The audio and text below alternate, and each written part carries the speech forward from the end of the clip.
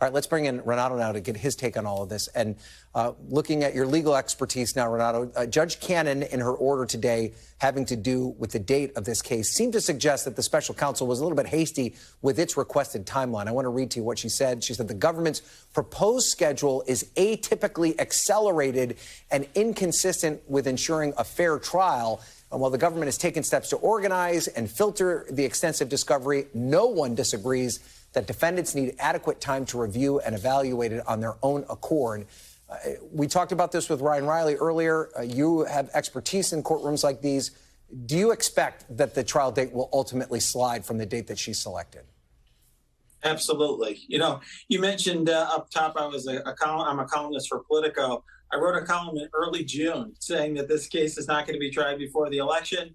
I think that column is aged like fine wine. Ultimately, she's done not only what I expect, but what I think a lot of judges would have done here, which is set a trial date for mid-2024, ultimately with the understanding that as circumstances develop, there's, for example, issues regarding discovery, potentially interlocutory appeals, which SIPA opens up the possibility of in a case like this, a national security case, or other developments that ultimately that trial date should slide or would slide.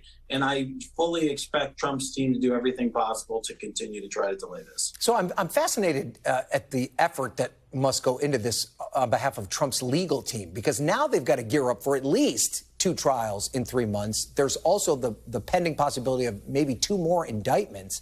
How daunting of a task is that, especially when we've seen that the Trump legal team has had a difficulty holding on to their attorneys? How can they pull all of this off?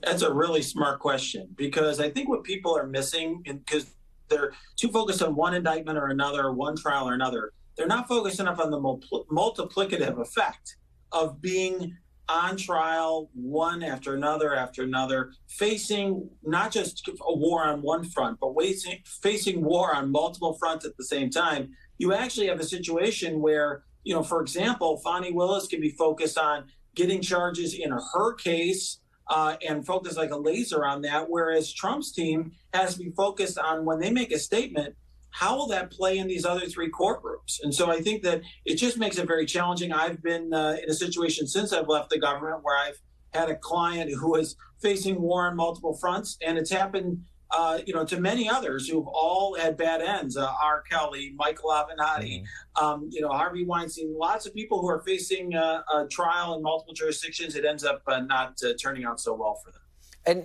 And is it your sense that these different courts that are dealing with these different issues, they'll work with each other when it comes to schedule? And we talked to Ryan about this a little bit too. I mean, it's a state court versus a federal court. There could be other possible indictments that come down in federal court. Do these judges work with each other when it comes to a schedule to make sure that everyone gets the requisite time they need?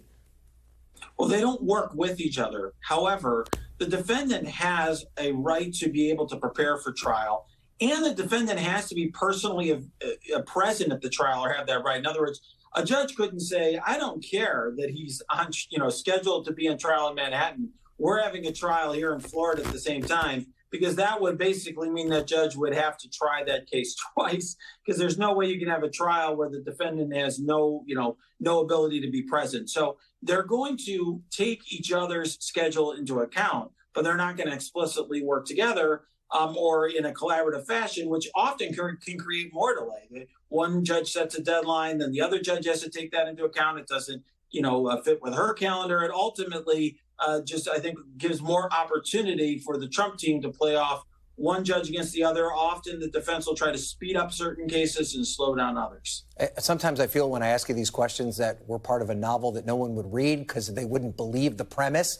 But if we're in a situation here where Donald Trump wins the presidential election and he hasn't even gone on trial yet, which you predict could happen, that the trial would happen after the election, what are the legal ramifications there of prosecuting a sitting president or president-elect?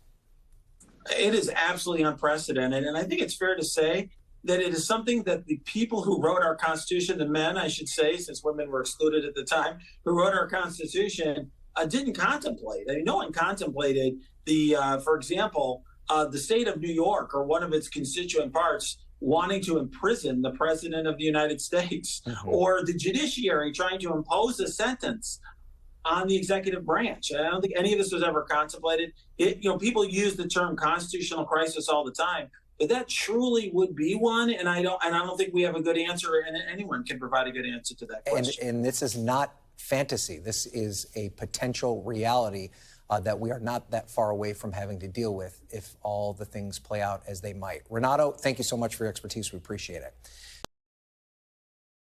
Thanks for watching our YouTube channel. Follow today's top stories and breaking news by downloading the NBC News app.